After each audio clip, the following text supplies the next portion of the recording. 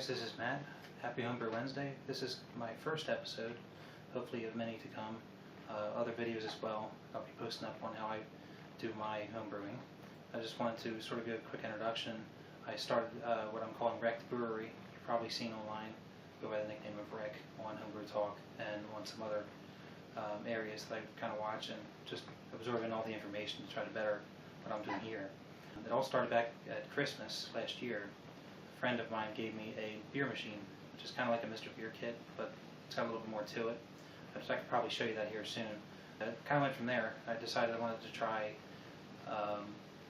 the next level, so I started 5-gallon batches with extract kits. Then I did some specialty grains. I did probably a dozen or so of those, and now I'm up to 4 or 5 all grains. I decided to recently switch over to, and I really enjoy the process. So I think I'm going to probably continue with this.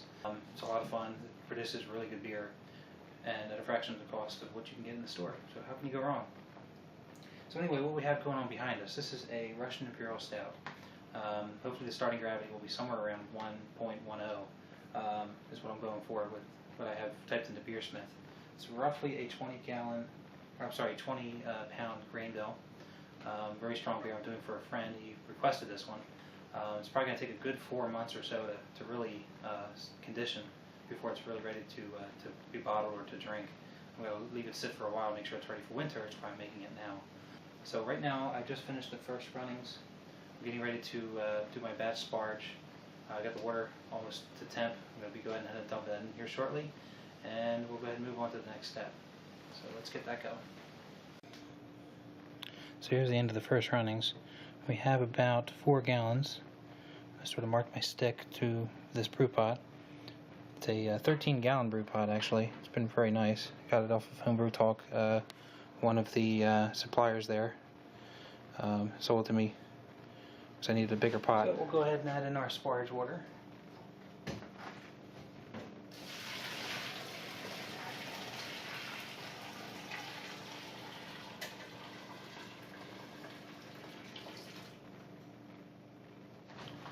And I'd like to give it a nice little stir quick.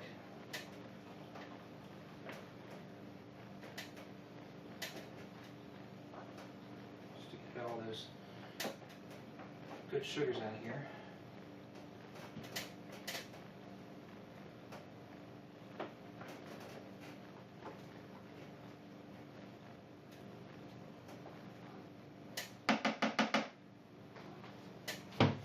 Set a couple of minutes and then we'll go ahead and start draining. Now because we stirred it, we're going to have to do another boil off here.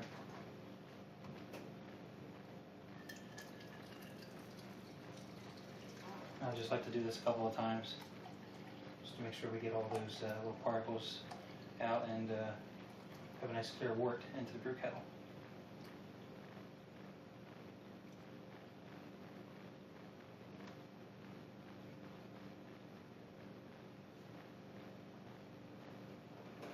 And then after it looks pretty clear, we'll go ahead and we'll just let it run into the boil kettle. So we've reached our rolling boil, 60-minute boil, and we're going to add in our first hop addition, which is 4 ounces of Challenger.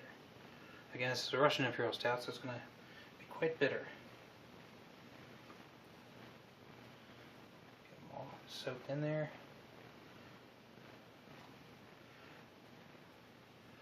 I like to just tie it off here.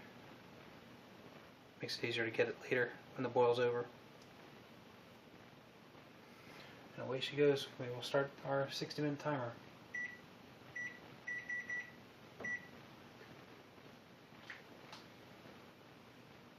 Then again at 30 minutes we'll add our next hop addition.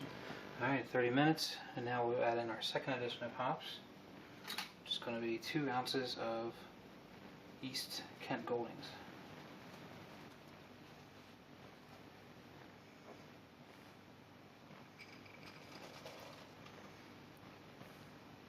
And there goes.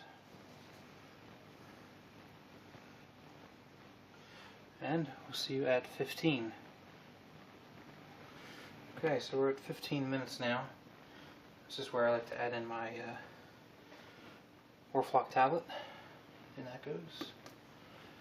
And my homemade wort chiller. which is actually too small for this new kettle that I have, so I have to make a new one. But this one works for my 5-gallon bucket that I had, or 5-gallon kettle that I was using before. But this works. It just takes a little longer. I will eventually, hopefully here soon, make myself a bigger one for this. So we'll leave this in for the remainder of the 15 minutes, and then we'll be ready to start chilling this down.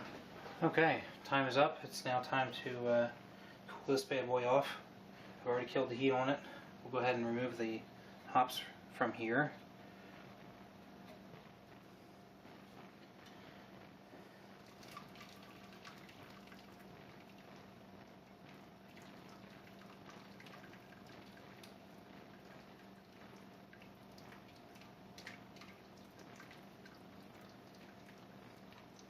Just let it drain. You don't want to squeeze it. It's very hot. It's one good reason not to squeeze it. Also, you don't want to change the flavor too much of this.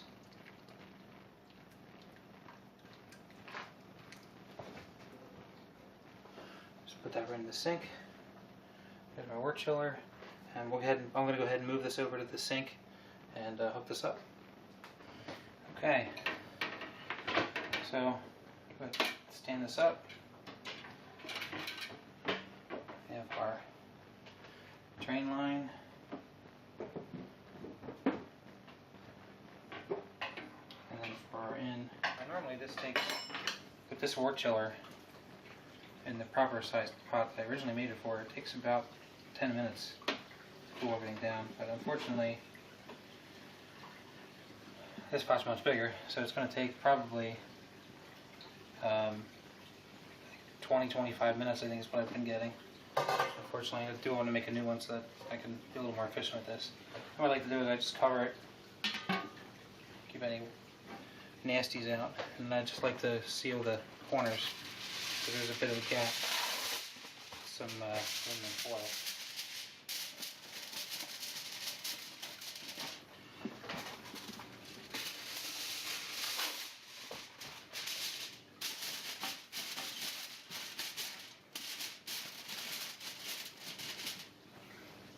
And we'll just let it sit there and do its thing until it's 80 degrees or so. Just washed out a glass here. Of course, you can't have a homebrew Wednesday without a homebrew, especially on draft.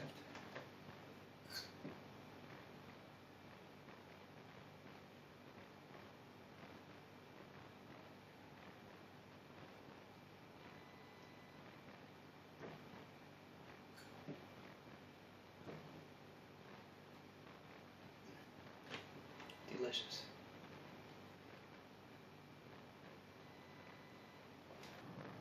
Okay, the wort is cooled down to 80 degrees, give or take, so we're ready to aerate and pitch the yeast.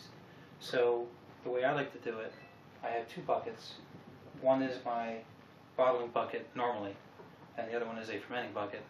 Not that it makes too much of a difference, but I like to pour everything into one and then go back and forth pouring it, which gives me a good aeration. I do it 3-4 times, and then I go ahead and put it into the glass carboy, or a better bottle. But in this case, my glass carboy is open, so that's what I'll put it in.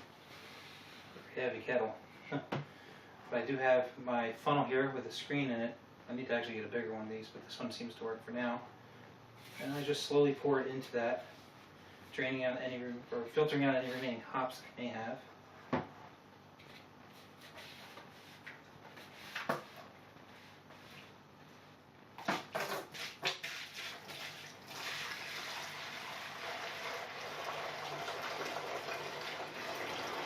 Alright, so everything is now in here. We have roughly 5¼ gallons or so, which is what I was shooting for. And we're going to go ahead and move this over to the other bucket. And I just like to toss it back and forth a couple times, like I said, just to aerate it. That's my way of aerating it. There we go.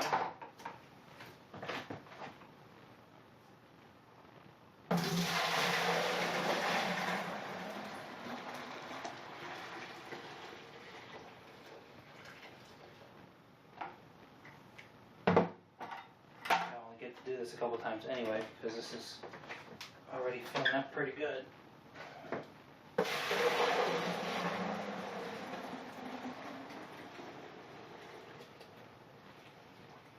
That's fine. Just a couple times. Get some good oxygen going into this wort. Also gives you a good workout.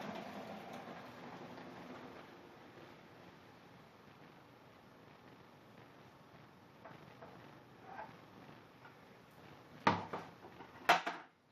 that'll be good.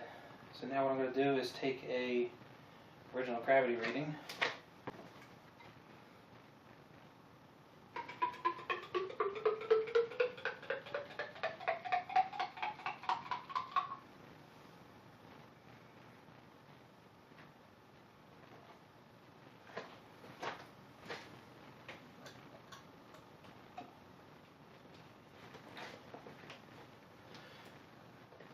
Sorry, I'm new to everything with the camera here. Sorry, I'm not on the camera as often as I probably should be. I'll go ahead and give this a spin and see what we got.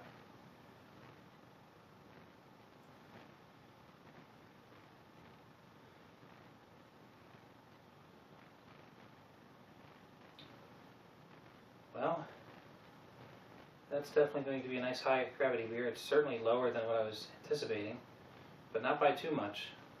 I fudged the numbers a little bit in Beersmith based on what I was aiming for, which is 5 1/4 gallons, and it came out to about 1.087. This looks like I'm at 1.085, so a little lower, but that's not too bad.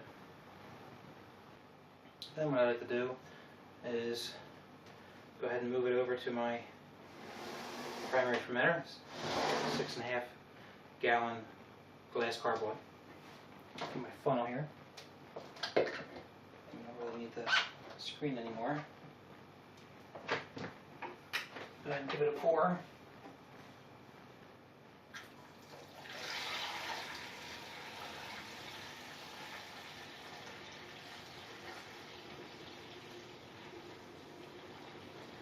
I'm probably going to let that foam calm down a little bit.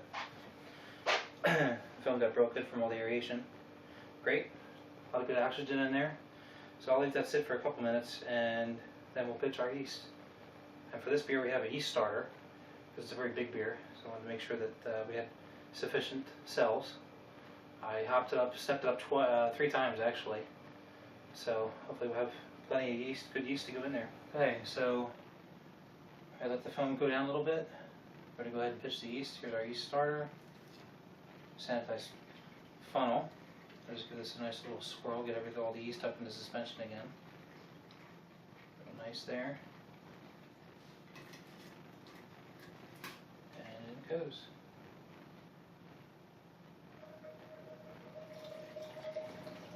So I have a sanitized blow-off tube here. What I'll end up doing is just putting one end in here, like so. And then the other end will go into a bucket of sanitizer in my ferment chamber that I have downstairs. And we'll let this sit for a while. Let it ferment. So that's it for me, guys. I'm out. This is my first Homebrew Wednesday. Hopefully many more to come. Thanks everyone for watching. I apologize for the crudiness of the video. Hopefully I'll get better as I go with these. But here's wishing everyone a happy Homebrew Wednesday. Cheers.